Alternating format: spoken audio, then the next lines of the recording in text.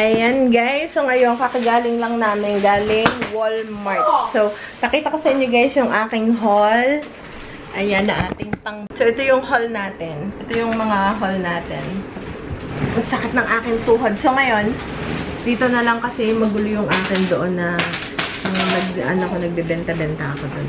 So, ito tingnan nyo guys, ang cute nito. Ito ay Justice. So, ito yung bag na pang... Ngayon, ang mga naka-clearance is mga bag na pang back to school. So, ito yung binibili ko para sa sunod na back to school. So, i-stock ko siya. Or, pwede ko rin naman siyang ibenta na. Kaya lang, pag wala akong time, hindi ko siya mabenta. So, ito, sabi dito is $7. Pero, nung niring siya sa... Tawag doon? Nung niring siya sa counter is $5 lang. And ito guys ay, tingnan nyo yung dating price na $30. So, ilang percentage yun? 90% off. Tingnan nyo, ang ganda no. Tapos ito, meron na siya ditong parang keychain. Teka lang. Meron ng ganyan, yung parang dekorasyon dito. Tapos meron na siyang water bottle. Tapos meron siyang lunchbox. And maano yung loob niya. Tsaka siya para siyang parang puffer, no? Parang puffer, siya, maganda. Tapos meron siya ditong side pockets. And ito yung likodan niya. O, diba? Ang ganda. Dalawa yung nakuha ko. So, $5 lang or 250 pesos. May lunchbox na. And then, yung loob niya. Meron pa ditong parang... And ito, Justice to Justice. Ayan, oh. Malaki yung maraming space sa loob and may lalagyan ng laptop dito. So, very, siya. Nice quality pambenta to, guys. So, dalawa yung binili ko. Sa Walmart to, guys. Ayan. Kaya kung meron kayong Walmart, takbo na kayo sa Walmart. Ito rin, oh. $7. Diba?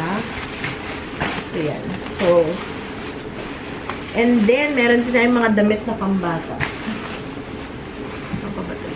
Ito na lang.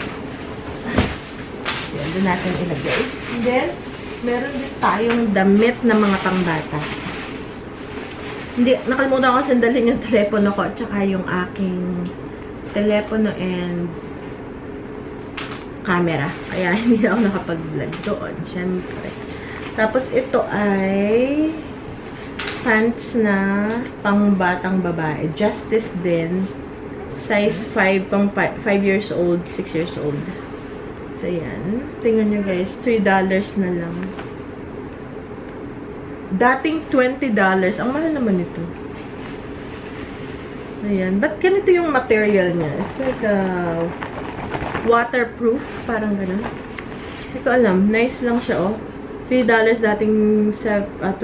So, $17 off. And maganda yung brand na yung Justice. Pang to, yung youth, yung pang big kids. And then, meron din tayong mga t-shirt. Ito pang benta. And kasama ng hanger. Bibili pa sana ako ng mga hanger. Ito, pang na to, pang summer na pang benta. Farmers Market Fresh and Sweet. O, diba? Tapos dito ay Freshness. $1 lang guys. 50 pesos lang. O, diba? Ang cute.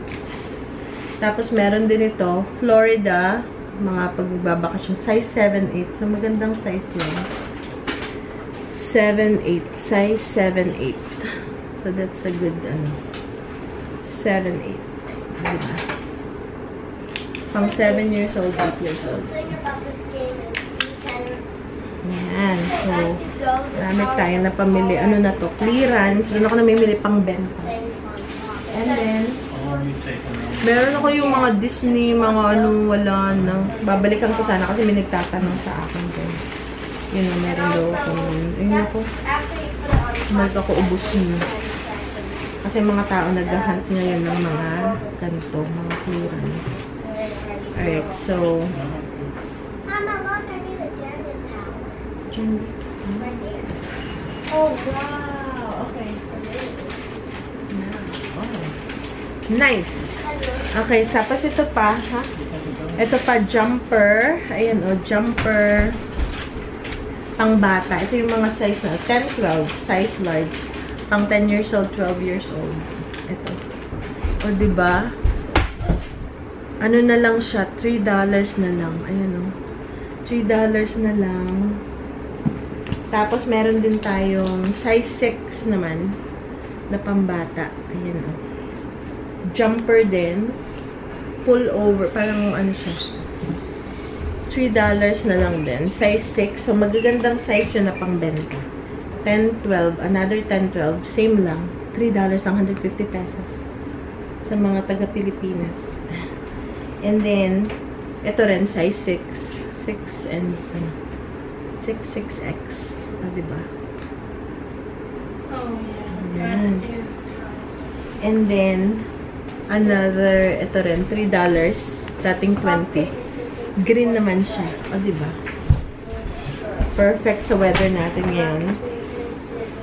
Tapos, marami pa guys. Meron pa ako Tales of the Teenage Mutant Ninja Turtles. Ito, 2-piece set na.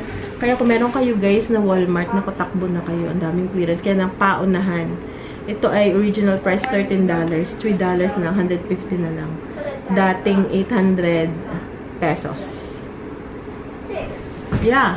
And, yeah, 800 pesos ngayon. 150 na lang. Ayan, no, $3 na lang.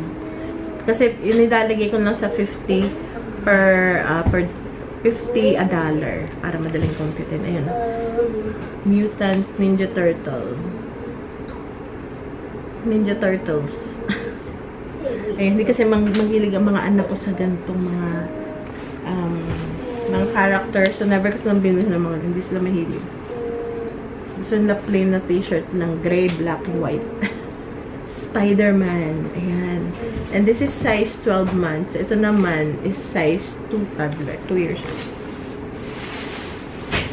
Okay, more. Meron din tayo ibang size nito. Ay, 12 months din pala to. 12 months at saka 3T. Saka 3T. Ayan. O, diba? Tapos, meron din tayong Toy Story. Ayan, si Woody. $3 lang lahat to guys. $3. Ito. Dating $13. Ito 40. Magandang mga size yan. 40. 40. Mga pangbahay pwede rin. Pangbahay ko dito sa America. Pag winter, pang alis. O, diba ito malaking size 40. Maganda yung maano ang size.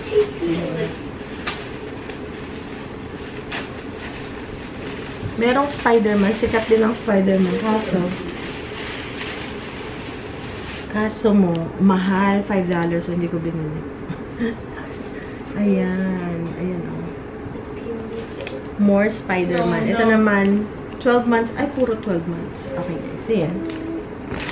Yun lang yung haul natin for today, guys. And, natanggal ko yung mga etiketang ganito. Ayan. Para hindi na makita kung magkano ba yung bili ko dyan, no? Isipin lang ako, nakuha mo lang pala yung $3. Okay. Ayun, guys. And see you guys later.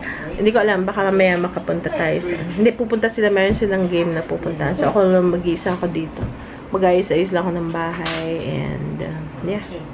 So, see you guys later. Balik tayo sa garden. Tapon natin itong mga pinagbalatan.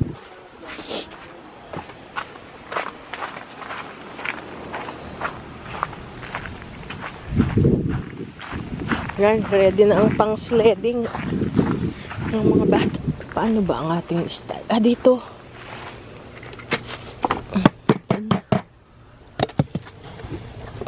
Hindi ko matusok yung mata ko. Diba? Puno ng snow.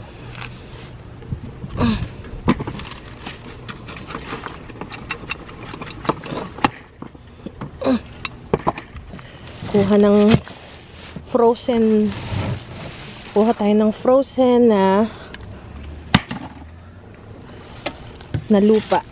Lahat frozen. Okay.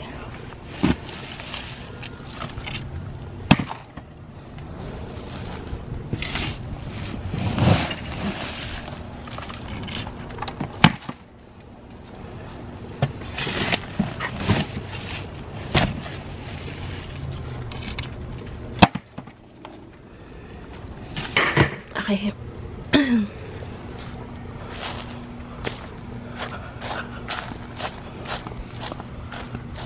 Ganun lang. Tingnan natin yung mga pusa. Kung baka madulas ako dito. Wait lang. Oh.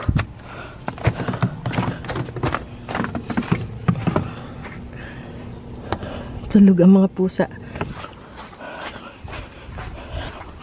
So, yan na yung kamatis na nakuha natin kahapon from the garden. Si Kuya, that's from the garden.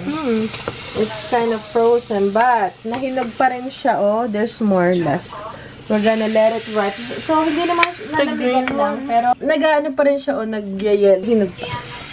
Yan. So, yan yung gagamitin natin sa ating bell pepper na, ano, what do you call this? Stuffed bell peppers. Ayan, tapos may kanin kasi yun eh. Ihahalo ang kanin and itong meat, and then ilalagay dun sa bell peppers mismo. Mapakita ko guys. So, yung meat, may lasa na yan. May pampalasa ito. Tsaka yung kanin. Pero bukas na to. I-ready ko lang para ma-bake agad bukas. Kasi meron kaming ibang kakainin. Yan guys. Tapos, lalagyan na natin yung rice. Kasi luto na yan eh. And then, tomorrow siya ko i-prepare ko na ko sa ref para sa umaga, i-bake na lang natin. Kuya, can you get the, all the peppers? Please. So, ito yung peppers. Also, the ones in the, yan. Ito yung kinuha ko sa Costco. So, meron siyang 4. And then, ito yung kalaghati. So, if-fill lang natin siya mamaya. And then, so parang, ito happy in eh. So, 2, 4, 6, 8, 10 na bell pepper, stuffed bell pepper. So, papakita ko sa inyo mamaya. So, yan na yung ating fresh tomatoes from the garden. Ngayon, kailangan siyang may rice. Kasi yung rice pang filling ba? Para siya, pamparami and pampabusog. And also, para mas, maano siya. Ano ang tawag doon? Basta yung mas feeling siya. Feeling. Nothing more than feeling. So, yan. So, mamaya, papakita ko sa inyo pag tapos na. Hihiwain ko lang yung bell peppers. Hindi ko nalulutuin yung bell peppers kasi sa oven naman siya. Masyadong nalalamog. Pag niluto pa ng half cook. Dati ganun ginagawa ko ngayon. Napansin ko, ano pala siya, nalalamog. So, yan guys. Tapos, meron siyang cheese sa ibabaw. And, ano pa ba nalagay dito?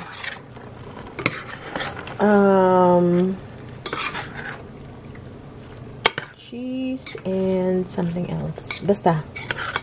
Cheese and onion.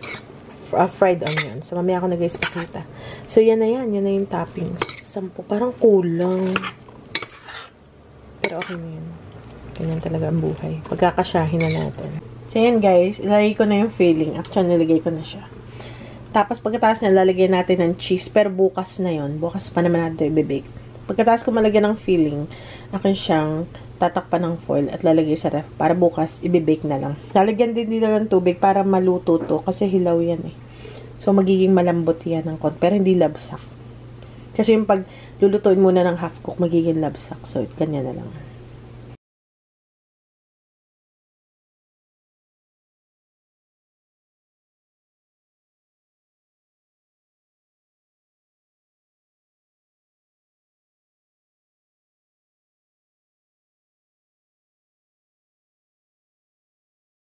So, yan na yung ating stuffed peppers. So, lagyan ko lang siya ng tubig dito sa corner para mas steam siya para lumambot yung gulay.